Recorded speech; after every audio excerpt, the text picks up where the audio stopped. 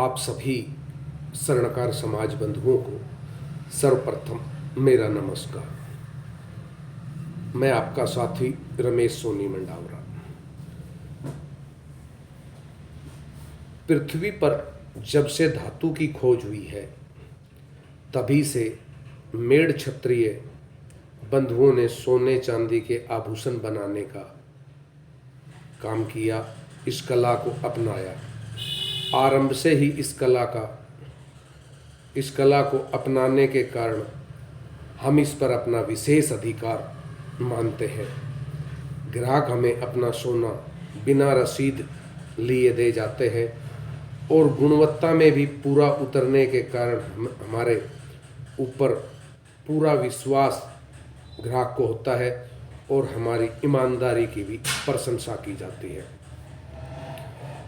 वर्तमान में कई कारणों के अतिरिक्त कुछ एक निम्नलिखित कारण भी हैं जिससे आज अधिकतर हमारे समाज के बंधु बेरोजगारी का शिकार हो रहे हैं। इन पर हमें गहन विचार करने की आवश्यकता है ताकि हमारे समाज की भावी पीढ़ी का भविष्य कष्टदायक न हो, कठिनाइयों से भरा ना हो। साथियों, कुछ पहलू हैं जिन पर मैं आपसे विचार करना चाहता हूं। आशा करता हूं वो पहलू आपको अच्छे लगेंगे, आप उन पर विचार करेंगे और समाज के संगठन भी उन पर विचार करेंगे।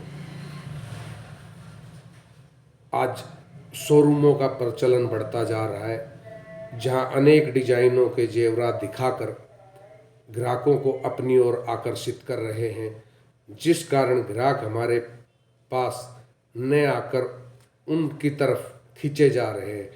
ग्राहक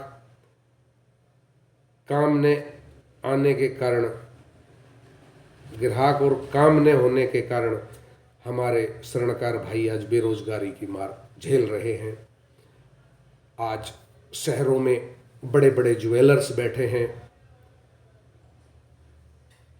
ग्राहक के पास आज समय का आभास है। हमारे गांव देहात में बैठे हमारे स्वर्णकार बंधु आज भी उसी पुरानी परंपरा पर चल रहे हैं कि ग्राहक आता है, वह उसे डिजाइन बुक दिखाते हैं और डिजाइन पसंद कराते हैं और फिर सामान बना कर देते हैं। लेकिन इस भागदौड़ भरी जीवन में ग्राहक के पास भी इतना समय नहीं है और वह सीधा बड़े बड़े शोरूमों पर जाता है और जाकर अपना सामान ले लेता है। इससे हमारे जो छोटे दुकानदार भाई हैं, छोटे व्यापारी भाई हैं, जो गांव की गली मोहल्ले में बैठकर अपना कारोबार कर रहे हैं, उनको बड़ी कठिनाइयां आ रही है और बेरोजगारी की ग्रस्त में वो धकेलते जा रहे हैं। इसके साथ ही कुछ शोरूमों के तो बड़े बड़े नामी गिरामी ब्रांडेड शोरूमों के तो मामले आप लोगों के सामने आ ही रहे हैं। अभी उदयपुर का एक मामला सामने आया था जिसमें आभूषण में लगे नगीनों का वजन बताया कुछ और था और जब उसे निकाल कर तोला गया, वजन किया गया तो उनका वजन कुछ और था। इसलिए भी हमारे स्वर्णकार भाई जो गांव देहात में बैठे वो परेशानी की मार झेल रहे हैं। उसके साथ साथ मशीनीकरण, जी हाँ, मशीनीकरण भी एक बड़ा कारण रहा हमारी बेरोजगारी का। राष्ट्रपिता महात्मा गांधी ने खद्दर को अपनाकर उसका प्रचार इसीलिए किया था कि सूत काटने से लेकर खद्दर तैयार होने तक कई हाथों से वह सूत निकलता था, कई हाथों से गुजरता था, जिससे उन सभी कारीगरों के बच्चों को रोजी रोटी मिलती थी। इसी तरह सोना कई स्टेजों में अलग अलग बंधुओं के हाथों से गुजरता है। जैसे सबसे पहले गलाई वाले के पास, उसके बाद कटाई वाले के पास, फिर सेटिंग वाले के पास, मीनाकारी वाले के पास, छिलाई वाले के पास, जड़ाई वाले के पास, उजाल वाले के पास, इन सब के हाथों से गुजरने के बाद वह आभूषण का रूप लेता है, जिससे कई परिवारों को रोटियां मिलती है। परंतु आज इस मशीन का युग है। आज मशीनों का प्रचलन इस कदर बढ़ गया है, जिससे एक ही मशीन पर आभूषण तैयार हो जाते हैं, जिसका लाभ केवल गिने चुने धनी लोगों को ही होता है और नुकसान बहुसंख्य लोगों को हो रहा है। आभूषण कला के कारीगर हाथ पर हाथ धरे बैठे हैं आज। इसके साथ साथ हमारे इस व्यापार में बंगाली कारीगरों का भी एक बड़ा रोल आ गया, जिससे हमारे कारीगर आज भुखमरी के कगार पर हैं। ये बंगाली कारीगर जो है हमारे स्वर्णकार भाइयों से कम टंचों में काम करने के लिए तैयार हैं और हमारे शोरूमों के धनाढ़ लोग, हमारे समाज के लोग इन बंगालियों से काम कराते हैं, ना कि अपने स्वर्णकार बंधुओं से। वहीं सबसे बड़ी एक कमी और आती है कि हमने देखा है और आपने भी देखा है, अक्सर ये बंगाली कारीगर जब इन लोगों का सोना चांदी लेकर भाग जाते हैं, तब ये माथे में हाथ मारकर रोते हैं और हाय हाय मचाते हैं कि हमारा बंगाली कारीगर सामान लेकर भाग गया। अगर इन्होंने यही काम अपने भाई बंधुओं को यहाँ दिया होता तो शायद ऐसी नौबत नहीं आती। वहीं नंबर 3, यह काम हमारे हाथों से निकलकर दूसरे समाज के लोगों के पास जा रहा है। शोरूम वाले अपने निजी स्वार्थों के लिए बंगाली आदि कारीगर बिठाकर काम करवाते हैं। यदि वे महानुभाव अपने स्वर्णकार समाज के बंधुओं को यह काम देने लग जाएं, तो बेरोजगारी को राहत मिलेगी। जी हाँ, जो बड़े बड़े शोरूम वाले हैं उन्होंने अपने यहाँ बंगाली कारीगर बिठा रखे हैं।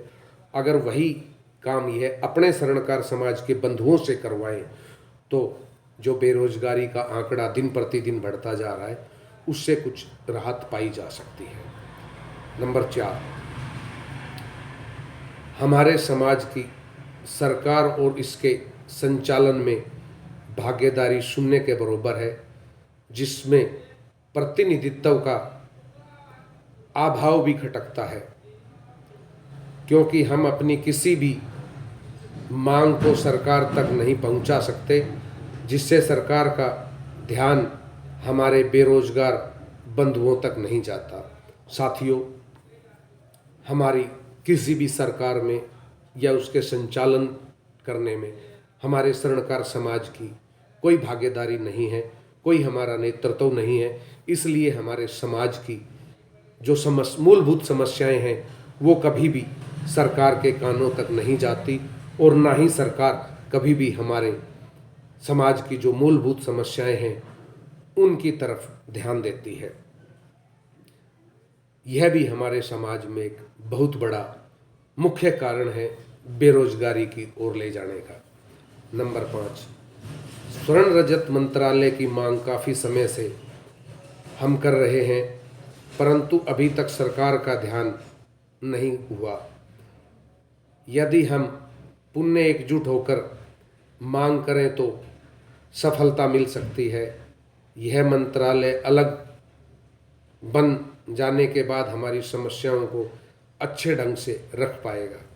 साथियों, स्वर्णकार समाज ने प्रारंभ से ही स्वर्ण रजत मंत्रालय की मांग की थी, लेकिन सरकार ने कभी भी स्वर्णकार समाज की तरफ नहीं देखा, ध्यान नहीं दिया, जबकि हमारे समाज का वोट बैंक एक बहुत बड़ी तादाद में है। इतनी बड़ी तादाद में है कि हम चाहें तो सत्ता परिवर्तन कर सकते हैं। हमारी वोटों की संख्या कम नहीं है, लेकिन उसके बावजूद भी हमारा नेतृत्व 0 के बराबर होने की वजह से कभी भी सरकारों ने हमें महत्व नहीं दिया।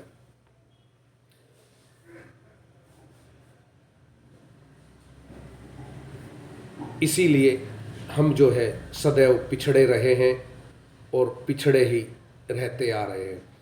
आज अनेकों समस्याओं से हम और हमारा समाज जूझ रहा है। आज गांव देहात में बेरोजगारी का प्रचलन बढ़ता जा रहा है और इस बढ़ती महंगाई में, सोने चांदी के बढ़ते भावों में भी हम जो है परेशान होते जा रहे हैं। वहीं आए दिन हमारे समाज के ज्वेलर्स भाइयों पर कहीं ना कोई वारदात उनके साथ होती रहती है। दुकानों पर लूटपाट की, दुकानों पर छीना झपटी की, बाजारों में छीना झपटी की, दुकानों पर सरेआम गोलियां चलाकर लूटपाट करने की, लेकिन हमारी और हमारे समाज की सुनने वाला कोई नहीं है, जिसके भी अनेक कारण हैं।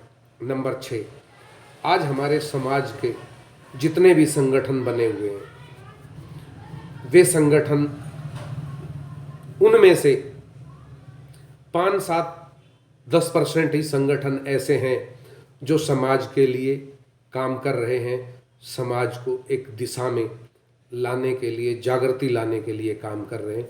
अन्यथा तो 90% संगठन ऑक्सीजन पर, वेंटिलेटर पर चल रहे हैं और उन 90% संगठनों के अध्यक्ष जगह जगह मंचों पर जाकर वाहवाही लूटने के लिए मालाएं पहन रहे हैं, माइक ले रहे हैं और सम्मानित होने के नाम पर एक मेमेंटो लेकर इतिश्री कर खुश हो जाते हैं।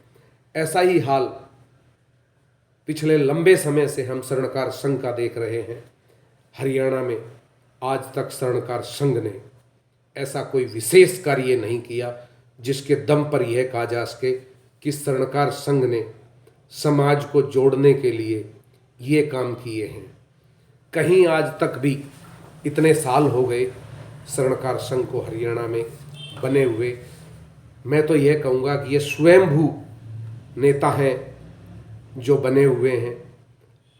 आज तक इन्होंने कभी आगे बढ़कर समाज के लिए कोई काम नहीं करे।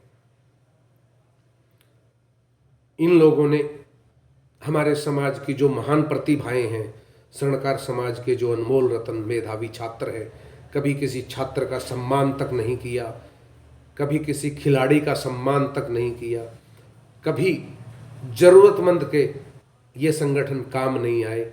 बस ये तो एसी में बैठकर मीटिंगें करते हैं और वहीं से प्रेस नोट जारी कर चंद अखबारों में खबर छपवाकर वाहवाही लूटते हैं।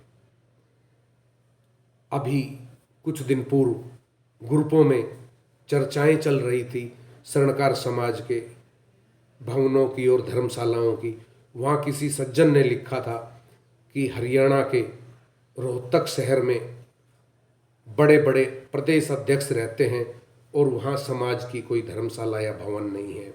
यह एक सोचने वाला विषय है, यह छोटा विषय नहीं है। जबकि अन्य शहरों में, अन्य जिलों में जहाँ स्वर्णकार समाज की संख्या कम है, वहाँ पर गठित इकाइयों ने बहुत सुंदर सुंदर और भव्य धर्मशालाएं बना रखी हैं, भवन बना रखे हैं। इससे हमें लगता है कि अब हमारे समाज को एक परिवर्तन की आवश्यकता है और जो ये मंचों पर विराजमान हैं, इन्हें अब मंचों से विदा करने का समय है, ताकि ये मंचों से विदाई ले और इनकी जगह अन्य कोई आए जो समाज की बिगड़ती दुर्दशा को सुधारने के लिए एक पहल कर सके। साथियों, आज बढ़ती बेरोजगारी एक बड़ा चिंता का विषय है, जो तभी हल हो सकता है जब समाज के संगठनों पर बैठे ये पदाधिकारी समाज की सुध लें और समाज के लिए काम करें। अन्यथा अगर यह दौर ऐसे ही चलता रहा तो वह दिन दूर नहीं होगा जब सोने चांदी का व्यापार पूर्णतः सुनार समाज के हाथ से निकल चुका होगा। इसलिए मैं आशा करता हूँ कि आप लोग इस विषय पर विचार करेंगे और इन चीज़ों पर विचार करके समाज में एक जागृति लाने का काम करेंगे। जय अजमेर जी महाराज।